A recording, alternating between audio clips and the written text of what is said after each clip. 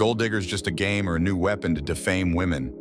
In today's online environment, where gender opposition is a contentious issue, naming the game Revenge on Gold Diggers was as good as digging a hole for themselves. He is more obedient than a dog. I wish more fools would come like him. This is what a woman brags about in a new video game, which has sparked a new debate about gender bias in China. Hello, I am Czar, trying to educate common man, what is going on around us in different domains of life. Let us dig a bit deep the game and social and other aspects of it. In locals' term for outsiders seeking their fortune in Guangdong were old fellow. Nowadays it is mainly used to describe materialistic women who want to take advantage of every situation to make a quick buck. In short, a gold digger.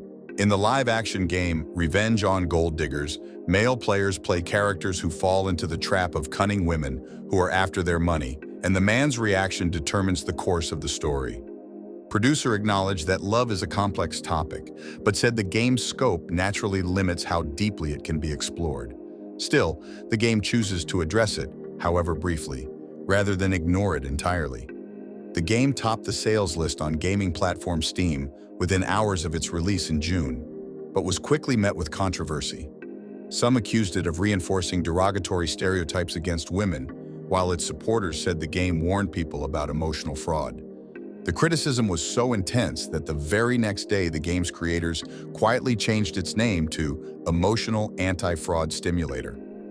Does the male protagonist interacting and navigating between several female characters perpetuate the objectification of women? But even this change could not make up for the loss. The game's lead director and Hong Kong filmmaker Mark Ho has now been banned from several Chinese social media platforms. The game's creators insist that their intention was not to target women, but rather wanted to promote open discussions about emotional boundaries and ambiguity in modern relationships. Xu Yikun, an artist who has played the game and found it offensive, rejects the above argument from the game's developers. She calls the game a typical business model that makes a profit by creating content that provokes debate and division. Such critics say that a word like gold digger itself reflects gender bias. This label is often applied to women. Sexist jokes and insults have become part of our everyday language, says Maz Xu. If your boyfriend is rich, you're called a gold digger. If you try to make yourself look good, you're still called a gold digger. Sometimes you're even given this name for just accepting someone's offer of drinks, he said. On the flip side, several netizens believe that these accusations and doubts are unfair. How does gold digger equate to misogyny or anti-women? Where's the logic? Would men criticize a game if it were titled Womanizer Game? This is just to raise awareness of anti-fraud. How is it related to women's rights? However, some players find the criticism of this game to be exaggerated. 31 people who used the pseudonym Zhuang Mengsheng to speak to the BBC. This game is not saying that all women are gold diggers. I don't think it's targeting any one gender, the 19-year-old said. According to him, both women and men can be gold diggers. But despite this, all of the gold digger characters in the game are women. Whether they are online influencers or ambitious businesswomen, they are all shown to be scheming to get money and gifts from men. A woman involved in the game says, if you want to know if a man loves you or not, then look at how much he spends on you. The game's plot is filled with objectification of women, simplifying a complex social issue into a gender war, and rendering all women as a symbol of fraud. The game has also divided local media. A newspaper published in the central province of Hubei wrote that the game is defaming an entire gender by branding them as cheaters.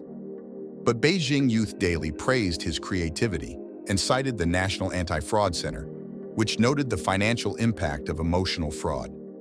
According to the center, in 2023 I have about 2 billion yuan, $279 million loss.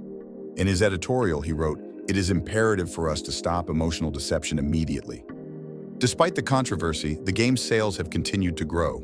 It is now among the top 10 games on China's PC platform, even surpassing Black Ma Wukong, which is considered the most successful game in Chinese history, a 28. The 18-year-old man said, "I don't understand why people are angry about it. If you're not a gold digger yourself, why are you bothered by this game?" He added, "I think game developers are very brave. These issues, like emotional fraud, are not discussed much in China." It provides new ideas for combating romance scams and promotes the concepts of rational love and emotional security. Some say the game is inspired by a real-life incident. A Chinese man, known online as Fat Cat, committed suicide last year after a breakup. His death sparked a heated debate online, with the term gold digger being used openly, and some accusing his ex-girlfriend of emotionally abusing him, leading to his suicide. Police have denied these allegations.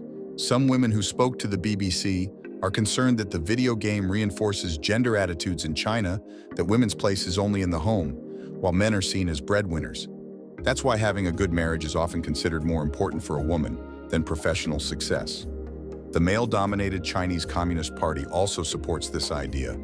President Xi Jinping has repeatedly urged women to adopt the role of good wives and mothers.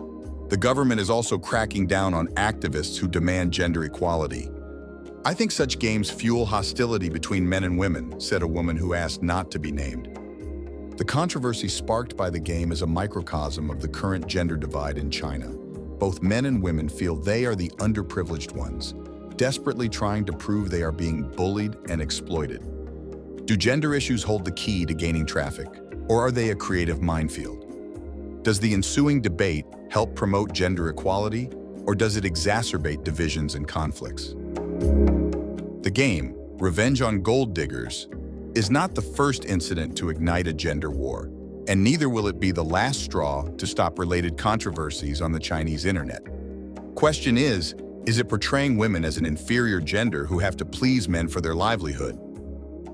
Thank you for being with me. I hope you like the content in this video. It helps me a lot if you can subscribe and hit the like button and leave the comments how you think about it.